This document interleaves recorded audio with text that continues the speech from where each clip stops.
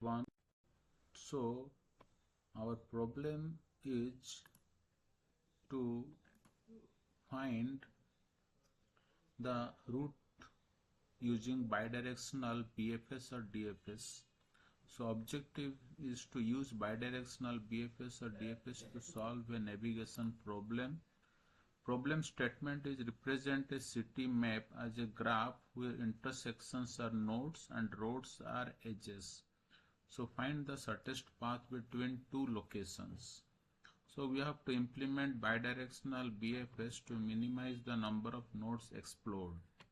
Compare the performance of bidirectional BFS with standard BFS and DFS and visualize the search process. So now here is the code. We have implemented it using networkx as NX. So the bidirectional BFS, we have a graph, we have a start and end point. So there are two frontiers, front start and front end. As the bidirectional process starts using from 2 points, one is the start and another is the end point. So from both ways it starts the searching. So parent underscore start and there is a parent underscore end. Similarly visited underscore start and visited underscore end. So from both start and end points the search begins towards each other. So while they don't meet, front start and front end don't meet, so we explore the neighbor nodes and we update the visited start and front start accordingly. Similarly from end point we visit the neighbors and we update the front end and visited end. So then we construct the path and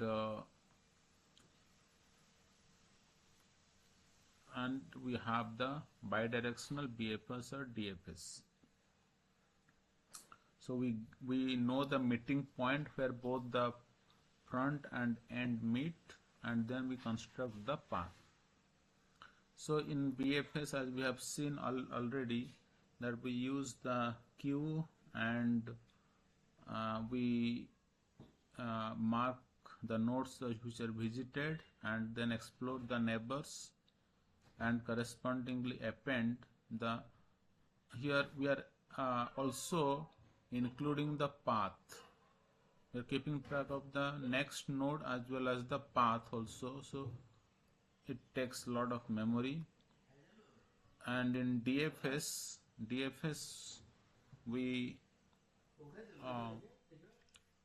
explore the nodes in a depth-wise manner. So here this is a implementation using the recursive algorithm, and finally we visualize using the NX. We visualize. So this is the city graph, and there are some edges from A to B, A to C, B to D, C to E, and like that.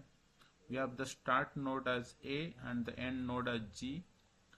So we start and we call the appropriate functions and we construct the graph and visualize the graphs, the path traveled, and find the path for each one. Like we have found the BFS path to be A, B, D, F, G, DFS path to be A, B, D, E, F, G, and bidirectional BFS path to be A, B, D, F, G. So this is our graph and this is our path using the BFS A, B, D, F, G.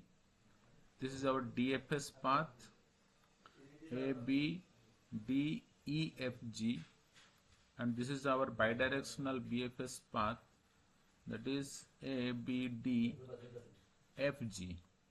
So here we see that the path BFS and bidirectional path are same.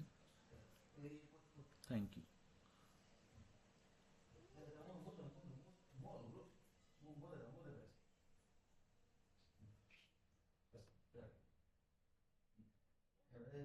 Similar implementation we can see for the bidirectional BFS. We are maintaining a forward visited and backward visited dictionaries for both the directions and a forward and backward search queues. So while both meet forward and backward, in case of a BFS, bidirectional BFS, so we explore the forward neighbors from the starting point uh, till we find a meeting point, and from the end point we also start visiting its neighbors towards the starting point until both the points meet. So this is again a standard BFS where we have a queue and visited set, and the neighbors which are visited are added and a new path is constructed. And in case of DFS, similarly we have a stack and the neighbors are exploded and added to the visited state. So the visualization is done using the NX library, which has got a draw networks edges. So we can see the comparison of the different algorithms. So this is a graph created. We are creating the graph and we are adding the nodes and to the graph, and the edges for those graph also are added. So you can see in the bidirectional BFS 11 nodes explode, path length is 6. Standard BFS 10 nodes explode, path length is 6. DFS also path length is 6. So it starts from A, B, D, F, H, J.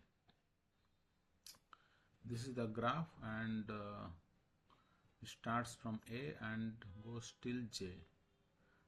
This is the bidirectional BFS, and in case of standard BFS the path is again A, B, D, F, H, J, and in case of DFS the path is A, C, E, G, I, J. So the paths are different for different algorithms.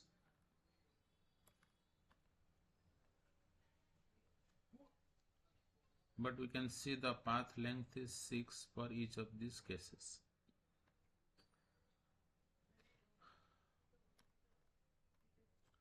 But in general, bidirectional BFS performs better than standard BFS and DFS. So the same thing we can visualize for a math pathfinding visualization. We can apply the bidirectional BFS for a maze pathfinding visualization. We create a maze and we draw the maze and we implement the bidirectional BFS and DFS, and we can see the output.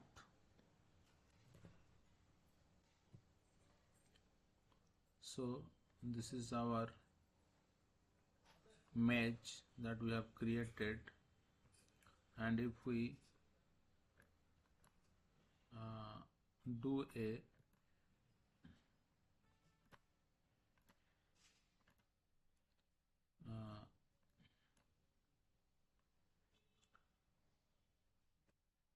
start search for the bidirectional BFS,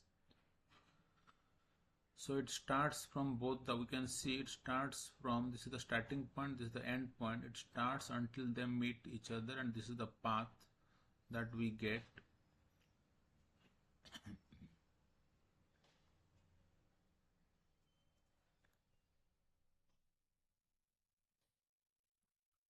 And similarly we can